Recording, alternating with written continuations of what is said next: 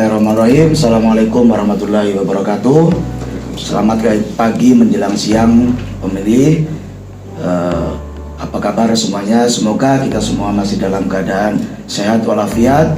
Senang sekali kita berjumpa kembali dengan teman pemilih di channel Prokes KPU Kabupaten Mukomuko dalam episode yang ke-8 Basana yang santai dan bermakna tentang kepemiluan bersama saya Misbahul Amri. Baik teman pemilih, pada episode yang ke-8 ini kita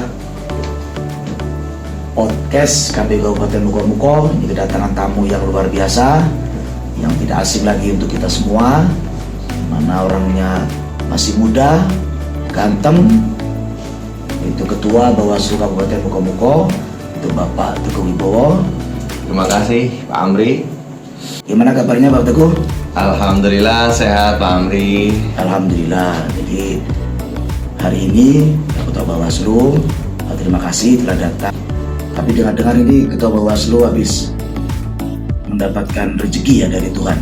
Betul. Alhamdulillah beberapa hari yang lalu menerima amanah baru, seorang putri yang senantiasa dinanti-nantikan. Alhamdulillah. Terima Semoga kasih atas ucapannya. menjadi anak yang solehah. Amin. Jadi Mas Teguh ini kan Ketua Bawaslu, Betul. yang mana mungkin kan teman-teman pemilih khususnya di Kabupaten Mukomuko ini kan melihat Pak Ketua Bawaslu ini kan orang baru di Iya. dunia kepemiluan. Sebenarnya dulunya itu apa aktivitas Mas Teguh ini? Oh baik, terima kasih. Saya ini Mas Amri sejak MTS atau SMP lah kita bilang sederajat ya kan. Dari MTS saya sudah hobi dan cukup senang untuk berorganisasi. Maka di MTS itu saya sudah tergabung dalam OSIS. Dilanjutkan kembali pada sekolah yang lebih tinggi, yaitu saya masuk di Madrasah Aliyah Miftahul Ulum, tepatnya di Wonosobo. Saya juga di situ aktif sebagai OSIS. Sempat juga aktif dalam kegiatan-kegiatan kemudaan yang ada di desa. Nah, dilanjutkan dengan perguruan tinggi. Saya dulu kuliah di Sekolah Tinggi Agama Islam Negeri Bengkulu, STAIN. Di sana alhamdulillah saya tidak bisa meninggalkan organisasi. Organisasi BEM saya masuk sampai dengan waktu itu saya dipercaya sebagai Sekjen BEM STAIN Bengkulu. Untuk organisasi ekstranya saya mengikuti pergerakan mahasiswa Islam Indonesia. Tidak sampai di situ, saya pun aktif setelah lulus masih aktif di IKPMII, Ikatan Keluarga Alumni Pergerakan Mahasiswa Islam Indonesia. Tidak cukup sampai di situ, saya karena masih cukup haus pengalaman, keilmuan dan sebagainya. Sementara saya belum melanjutkan pendidikan, saya aktif kembali di dunia organisasi kepemudaan, yaitu Gerakan Pemuda Ansor. Nah, itu sekelumit berkaitan dengan pengalaman-pengalaman keorganisasian. Sampai dengan terakhir saya memimpin Gerakan Pemuda Ansor adalah pada tahun 2023 bulan April, Pak. Nah, itu sedikit pengalaman yang saya miliki berkaitan dengan organisasi. Jadi kalau dilihat dari cerita awal ya, mulai dari MTS sampai dengan perguruan tinggi, memang berarti Pak Teguh ini tidak pernah berhenti berorganisasi. Ya, Kira-kira seperti itulah. betul. Karena dunia ini terasa sepi, Mas Amri, tanpa ada kawan-kawan berdiskusi, ngopi bareng, membicarakan berkaitan dengan perkembangan lingkungan dan sebagainya. Rasanya hampa. Jadi berarti wajar. Jadi wajar kalau memang akhirnya memang pengalaman-pengalaman di organisasi-organisasi itu kan, jadi sehingga pada saat terpilih menjadi anggota Bawaslu, berarti itu kan Bawaslu ini periode 2023-2028, artinya selesai di Ansor ya waktu itu ya. Jadi sehingga kalau kawan-kawan pemilih kalau melihat dari pengalaman-pengalaman dari Ketua Bawaslu ini memang sangat layak kalau Bapak Teguh Wibowo ini memimpin lembaga Bawaslu di Kabupaten Mukomuko dengan segudang pengalaman yang sudah luar biasa ini. Belum segudang itu Mas Amri, masih seujung kuku itu. Ya, kalau menurut saya sebagai masyarakat awam itu sudah besar pengalaman. Baik Ketua Bawaslu, jadi pada episode ke-8 ini KPU Kabupaten Mukomuko itu akan mengangkat sebuah tema di salah satu tahapan pilkada kemarin, yaitu tentang kampanye. Jadi kampanye ini kan salah satu tahapan di pilkada kemarin. Dari sekian banyak tahapan, ini kampanye menjadi salah satu tahapan. Tentunya tahapan kampanye ini kan banyak sekali metodenya. Tentunya kan ada metode tatap muka, metode membagikan brosur dan lain sebagainya. Artinya banyak sekali metode cara kampanye saat tahapan pilkada. Jadi itu nanti kita akan berbicara tentang kampanye kemarin. Kita mau merefleksi kembali terhadap tahapan yang sudah dijalankan pada saat pilkada di 2024 kemarin. Jadi Bapak Ketua Bawaslu, jadi kita ketahui bersama bahwasannya pada pilkada di 2024 kemarin ini kan khususnya pada tahapan kampanye ini kan agak berbeda dengan pilkada sebelumnya, yaitu di pilkada 2020. Ya. Yang paling menyolok adalah di masa waktu kampanye tahapannya itu kan dipangkas yang luar biasa. Karena di pilkada 2024 yang kemarin ini kan sangat pendek sekali masa kampanye di tahapan pilkada kemarin. Jadi mungkin pertama yang ingin kami dengarkan penjelasannya dari Ketua Bawaslu, bagaimanakah rekan-rekan Bawaslu di saat masa tahapan kampanye kemarin dengan waktu yang sangat singkat sangat singkat, bisa dikatakan singkat itu, melaksanakan tahapan pengawasannya. Itu bagaimana Pak Ketua Bawaslu? Baik, terima kasih. Bahwasanya dalam hal pengawasan pada saat tahapan kampanye, tentu Bawaslu memiliki dua acuan terpenting. Acuan yang pertama adalah PKPU nomor 13 tahun 2024. Acuan yang kedua adalah Perbawaslu nomor 12 tahun 2024. Dari dua acuan itu, maka kita mulai menyusun skema-skema terbaik dalam melakukan pengawasan. Artinya seluruh stakeholder yang ada tentu kita rangkul. Yang kedua, memberdayakan seluruh personil yang ada di Bawaslu, terkhusus Panwascam, PKD yang ada dari tingkat desa, kecamatan sampai dengan kabupaten itu sendiri. Nah dari itu barulah kita kembali merangkul dan mengajak kerjasama seluruh elemen kader P2P atau SKPP, yaitu pengawas partisipatif yang ada yang sudah kita kader, dan dilanjutkan dengan merangkul seluruh masyarakat yang ada di wilayah Kabupaten Mukomuko. Nah tentunya hal tersebut adalah salah satu bentuk kesiapan kita dalam melakukan pengawasan pada pemilihan gubernur, wakil gubernur, bupati, dan wakil bupati pada tahun 2024. Sehingga segala sesuatunya dapat kita pastikan berjalan dengan lancar sesuai dengan prosedur yang ada KPU 13 dan Perbawaslu 12. Nah demikian itu persiapan-persiapan yang kami lakukan dalam melaksanakan tahapan pengawasan. Setelah itu tentunya kita memastikan schedule atau jadwal tahapan kampanye itu sendiri dari KPU. Maka schedule atau jadwal yang ada pada KPU kita terima dan kita share kepada seluruh stakeholder yang ada, baik itu keluarga besar Bawaslu sendiri maupun seluruh masyarakat. Tentunya harapannya adalah semuanya dapat mencermati dan mengawasi bersama. Nah setelah itu di-share, maka kita bentuklah tim-tim yang ada, seluruh persiapannya. Mitigasinya adalah terkhusus untuk sentra Gakumdu itu sendiri. Karena dalam hal pengawasan kampanye tentunya di sini jangan sampai terjadi adanya tindak pidana pemilu. Nah, artinya Sentra Gakumdu itu juga kita dudukkan bersama untuk persiapan yang lebih matang menghadapi tahapan kampanye tersebut. Demikian Pak Amri. Baik, terima kasih Pak Ketua Bawaslu. Itu semua dari persiapan yang telah dilakukan oleh rekan-rekan Bawaslu. Nah, dari tahapan kampanye pada pilkada kemarin Pak Ketua, jadi kan dengan begitu kan banyak itu metode kampanye yang dilakukan oleh pasangan calon. Betul.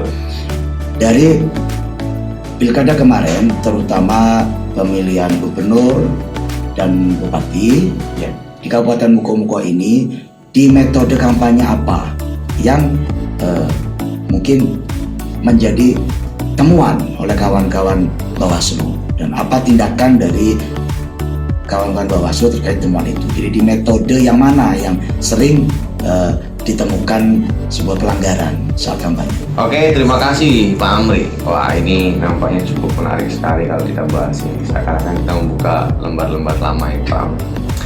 Jadi Pak Amri, dari beberapa temuan yang ada, yang terbanyak adalah berkaitan dengan pertemuan tatap muka terbatas,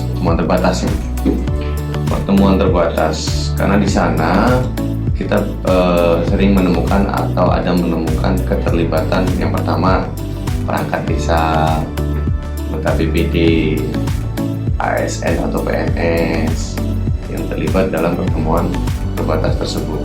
Artinya itu menjadi sebuah temuan bagi kami berdasarkan laporan form A dari pengawas-pengawas di tingkat desa, kecamatan, dan diteruskan kepada Bawaslu. Tentunya dari beberapa temuan ini langsung kita tindak lanjuti sesuai dengan wilayahnya masing-masing, terkhusus Panwascam yang menindaklanjutinya. Salah satunya adalah temuan yang ada di Kecamatan Edike. Nah, itu langsung diproses dan dilanjutkan sampai dengan ke inspektorat, karena yang bersangkutan adalah BPD, dan masih banyak yang lainnya. Yang pasti di pertemuan terbatas itu memang pengawasannya lebih ketat dan memastikan orang yang bersikap netral memang tidak diperkenankan untuk mengikuti kegiatan-kegiatan kampanye. Selanjutnya Pak Ketua Bawaslu, itu tadi dari pertemuan terbatas saat kampanye. Sekarang kalau dari ASN, ada apa tidak itu dari ASN? Tentu ada. Temuan menyangkut dengan pelanggaran ASN ada.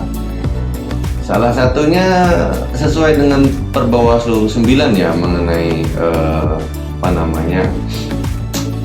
mengenai tata cara dalam menangani pelanggaran, Perbawaslu 9 itu sendiri. Dan untuk ASN sudah kita tindak lanjuti sampai dengan melapor kepada BKN. Itu salah satunya istri dari pasangan calon, karena beliau terlibat kampanye aktif baik secara tatap muka maupun kampanye terbatas tadi.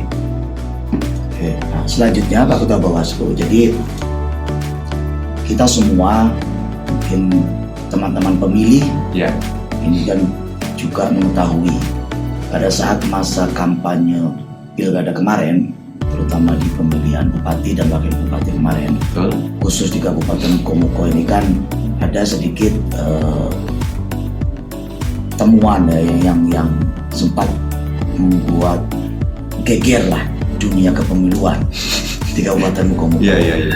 Dengan keluarnya rekomendasi Bawaslu, kalau tidak salah itu nomor 79, terkait dengan salah satu pasangan calon. Sebenarnya apa sih yang mendasari Bawaslu sehingga sampai keluar rekomendasi nomor 79 tersebut? Jadi supaya teman pemilih ini juga mengetahui dengan gamblang apa sih sebenarnya persoalannya. Baik, terima kasih. Terkait dengan hal itu kembali, kawan-kawan Basana, kami sampaikan informasinya bahwasanya dalam tahapan pengawasan kampanye, sebelum masuk tahapan pengawasan kampanye, Bawaslu sudah memastikan bahwasanya agar tidak terjadi pelanggaran baik secara administrasi maupun hal lain sebagainya, Bawaslu sudah menyampaikan himbauan terlebih dahulu. kepada pasangan calon tentunya. Salah satu pasangan calon yang posisinya adalah incumbent yang masih aktif, maka sesuai dengan PKPU 13 itu sendiri mengatakan bahwasanya pasangan calon yang masih aktif diharuskan untuk mendapatkan izin cuti kampanye. Nah, oleh karena itu jauh hari Bawaslu sudah mengirimkan surat himbauan. Tujuannya adalah mengingatkan agar tidak terlupa sehingga secara persyaratan administratif itu clear dan terpenuhi. Namun pengadaian itulah yang terjadi, sehingga ketika masuk tahapan kampanye ada beberapa tahapan yang memang kita benar-benar sampaikan terus pada KPU, mempertanyakan apakah surat izin kampanye sudah disampaikan kepada KPU, sehingga terbalaslah surat tersebut. Kalau nomornya saya cukup lupa itu, dibalas oleh KPU bahwasanya surat izin kampanye belum diserahkan kepada KPU. Karena KPU yang menembuskan kepada Bawaslu, maka Bawaslu menganggap ini sesuatu hal yang mesti kita selidiki lebih lanjut. Kami tidak mau tergesa-gesa dengan tiba-tiba memberikan sanksi, karena masih ada saran perbaikan yang mesti harus kami lakukan kepada pasangan calon tersebut. Maka dari itu kita melakukan penelusuran, meminta keterangan baik kepada KPU, kepada pihak-pihak terkait lainnya, terkhusus LO, pasangan calon, pemerintah daerah. Bahkan kami sampai dengan meminta klarifikasi kepada Pemprov, pemerintah provinsi. Nah, dalam hal tersebut untuk memastikan apakah surat tersebut sudah turun ke Muko-Muko namun belum disampaikan, atau memang surat tersebut belum turun. Nah, ketika memang sudah turun tapi belum disampaikan, artinya masih ada saran perbaikan untuk segera menyampaikan. Tapi ketika memang belum turun, apa permasalahannya yang harus segera kita tindak lanjuti? Nah, dari klarifikasi yang ada, kita mendapat sebuah keterangan yang pasti. Maka dari situ, saran perbaikan kita sudah sampaikan, ternyata memang tidak dapat dipenuhi, dilanjutkanlah dengan menjadi sebuah temuan administratif. Maka temuan itu sesuai dengan Perbawaslu 9, maka dilanjutkanlah dengan rekomendasi kepada KPU. Nah, rekomendasinya karena itu adalah berkaitan dengan pelaksanaan kampanye, sementara salah satu syaratnya itu mendapatkan izin kampanye. Ketika itu sudah didapatkan, maka Bawaslu bersepakat sesuai dengan peraturan yang ada, kami menyatakan pleno dan menyerahkan rekomendasi kepada KPU. Yang dilarang adalah tahapan kampanyenya, mengikuti tahapan kampanye, bukan mencoret pasangan calon menjadi pasangan calon, tidak ikut dalam calon pilkada, tidak, tapi hanya mencoret pada tahapan keikutsertaan dalam melaksanakan kampanye. Itu adalah saya rasa sudah paling tepat dalam hal tahapan pilkada ini. Demikian, Baik teman pemilih, itu tadi penjelasan dari Ketua Bawaslu. Jadi ternyata Bawaslu Kabupaten Muko-Muko ini sudah luar biasa. Terima kasih. Dalam melakukan mitigasi sebelum keluarnya rekomendasi nomor 79 tersebut.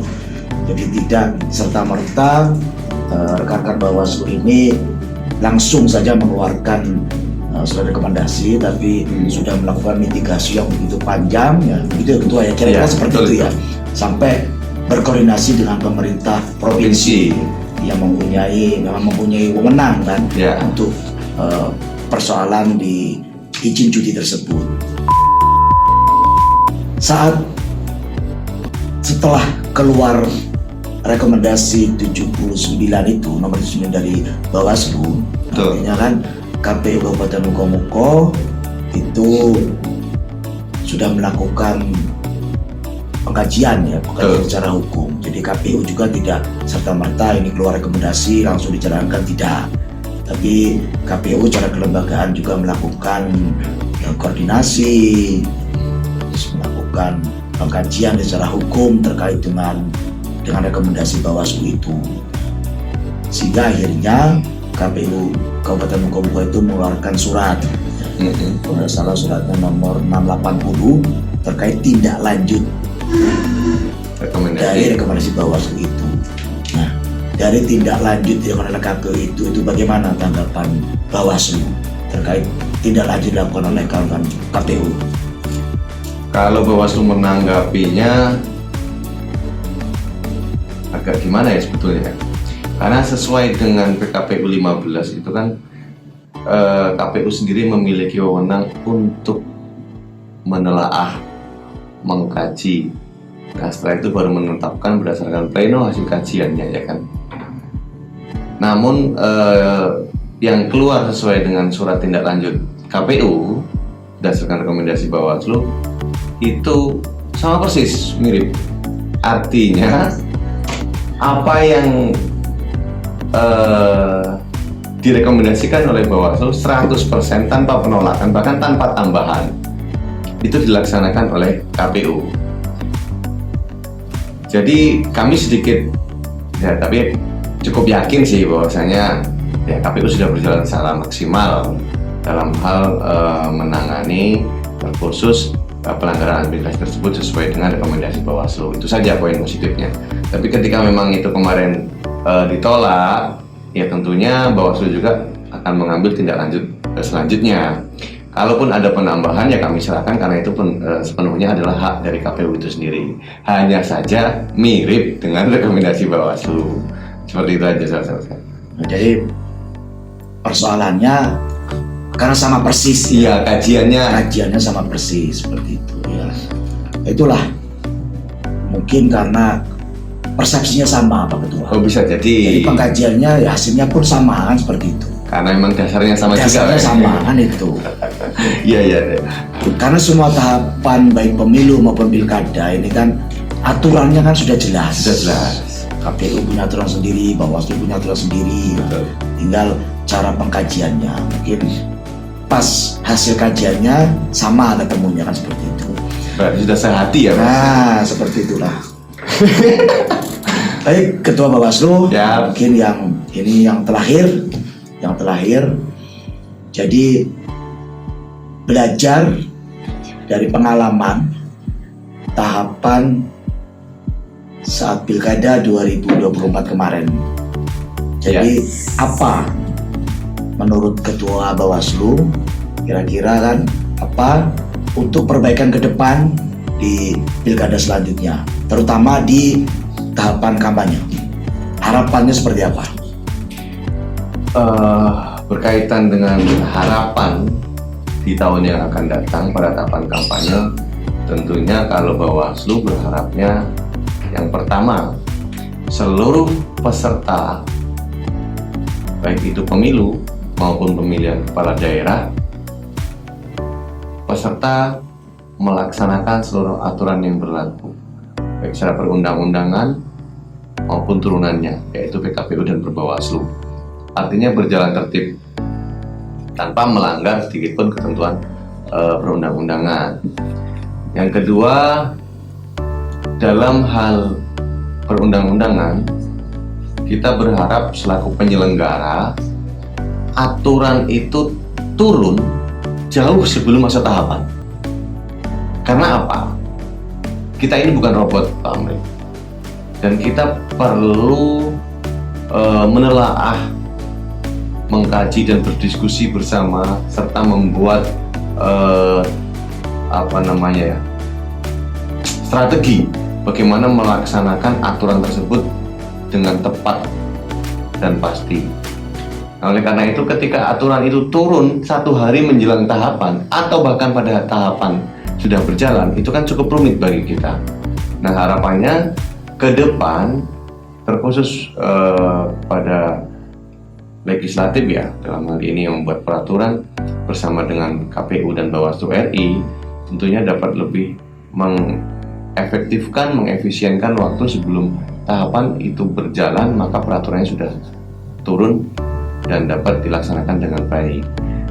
Yang ketiga, berharap kepada masyarakat terkhusus di wilayah Kabupaten Lukomuko dalam tahapan kampanye, kembali kami mengingatkan bahwasanya money politik itu tidak bagus. Money politik itu tidak baik. Ketika ada yang menawarkan entah itu bingkisan maupun uang atau janji-janji yang lain, ditolaklah. Karena kita sudah bertahun-tahun mengikuti pemilu dan kita sangat paham ketika seorang sudah menawarkan janji-janjinya, sudah memberikan uang atau imbalan terkait bantuan mencoblos pada bilik suara, realisasinya, harapan kita terhadap pembangunan daerah kita bisa saksikan bersama. Artinya, mari kita sama-sama menjadi pemilih yang cerdas. Bagaimana melihat seorang calon itu berdasarkan kemampuannya, kapasitasnya, kapabilitasnya, pendidikannya, dan keseriusannya, bukan hanya mengejar jabatan yang nantinya sahabat-sahabat sekalian, sahabat-sahabat pemilih, hanya tertipu dengan uang 50 atau 100 ribu yang ternyata pembangunan daerah pun tidak berjalan dengan maksimal karena mereka mengutamakan pengembalian modal terlebih dahulu. Nah, ini untuk kita semuanya, mari kita tolak money politik dan pastikan dalam hal penyelenggaraan baik itu pemilu maupun pemilihan kepala daerah dapat benar-benar berintegritas dan menghasilkan pemimpin yang benar-benar mencintai dan ingin membangun daerahnya. Nah, demikian Pak Amri. Baik, luar biasa Pak Ketua Bawaslu, Bapak Teguh Wibowo yang Terima telah kasih. hadir di acara Dasana Bincang Santai Bermakna tentang Kepemiluan Oh, luar di biasa. podcast KPU Kabupaten Mukomuko di episode yang ke-8 ini. Jadi selalu kepada kawan-kawan teman pemilih untuk selalu follow KPU Kabupaten Mukomuko di dalam Facebooknya, Instagram, dan YouTube-nya. Nah, mungkin itu saya selaku host pada episode ke-8 ini. Kalau memang ada kesalahan dan kekurangan, mohon untuk dimaafkan. Salam KPU melayani.